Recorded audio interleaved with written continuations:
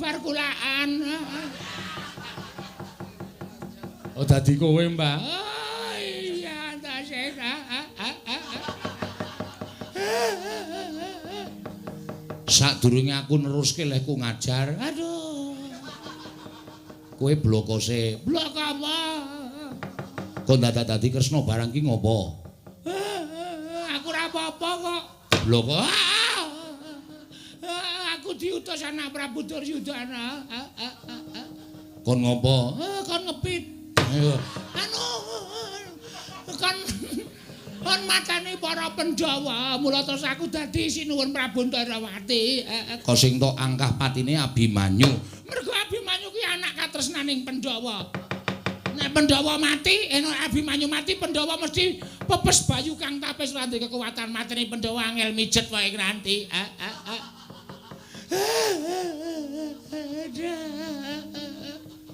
Oh dadi kaya ngono to Mbah kowe. Arep dadi kaya ngono ora duwe ragat.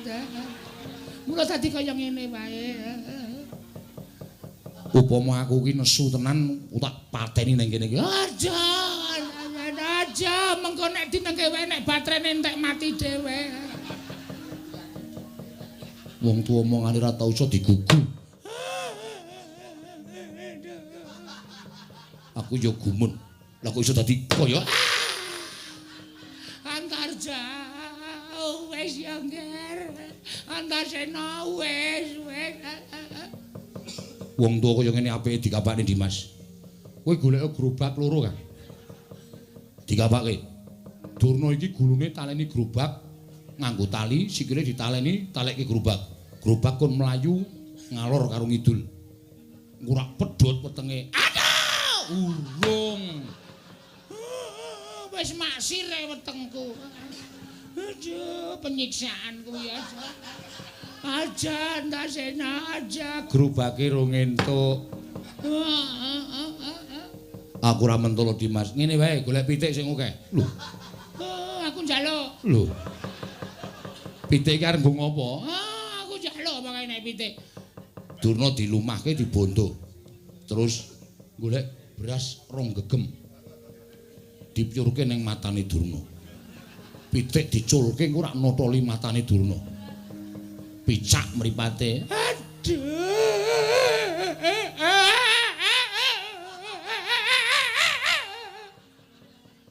Pitike rong entuk. Kapok tenan aku. Kapok tenan aku. Aja ya Antasena, aja. Iki bapak wis mlayu. Bapak wis mlayu ning Tanjung Anom lho, Mbah. Bapakmu ngapa? Melu pitulasan bapak mlayu-mlayu. Kowe. Ndas kumpul suwe-suwe. Bapakku mlayu goleki Abimanyu, ora kok melu pitulasan. Antarsa. Ngampleng ya ngampleng ing akike dicopot. Lara tak-tok. Wis Piye? Nek nganti Abimanyu cilik loro gedhe tekaning pati, ijole nyawane Begawan Durna.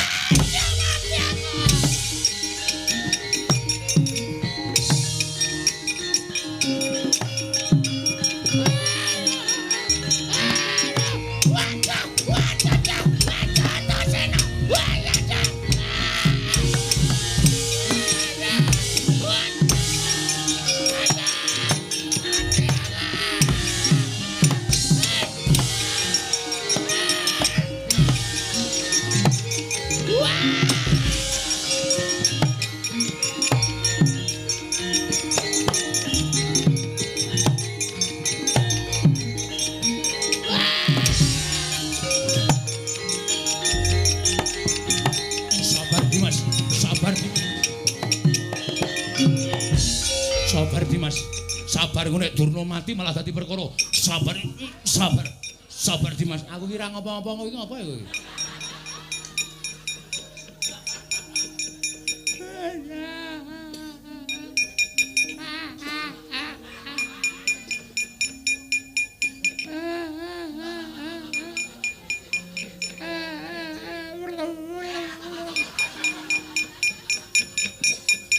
raine nganti godres getih kaya ngono ben.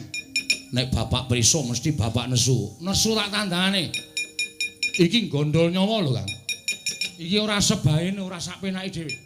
Kae bapak kae tekan Tanjung Anom, nek Abimanyu tanpa ditakoni, Abimanyu kowe nyolong pusaka, Abimanyu ora wangsulan terus Abimanyu dilarak, dibanting karo bapak Werkudara. Nek Abimanyu lara piye? Oh iya yo. Lah iya. Wanjen setan lan.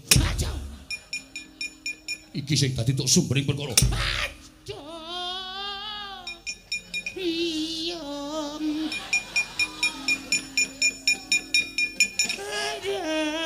Lara kok isih ngangkep rokok.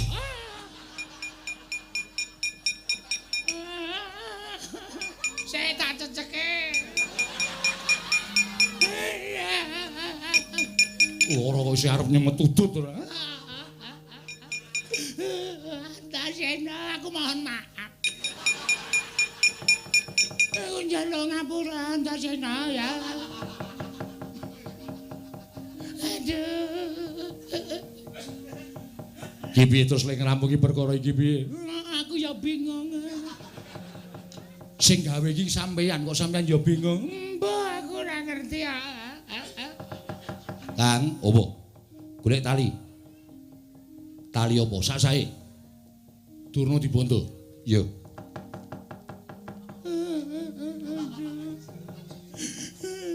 Aja dibondo. Dirabekke wae.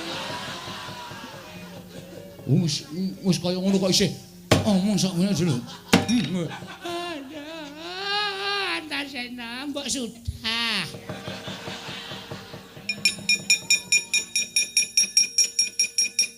Tangane. Mangsa nangkep ora. Ora kenceng-kenceng. Ora kenceng-kenceng. Antarja, taline iki diunggahke. Iki diunggahke nang isor udel kenceng banget. Jitet Antarja.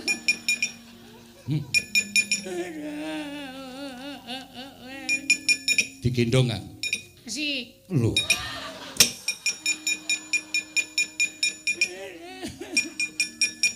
Digendong turut dalan ditutuki aja nganti leren. Aduh, engko nek tangane keju lho. Ora. Kene tak gendong terus arep piye? Kakang Garukaca bapak tak oyahe. Iki engko kok ngomong ning ngarepe Kakang Garukaca karo bapak. Nek ora gelem ngomong diajar sak pol-pole. Aku kan ngomong apa? Aku ora iso pambagya harja lho. Kowe kon ngomong nek kabeh mau gaweanmu sing dadi kresna kowe. Ngono.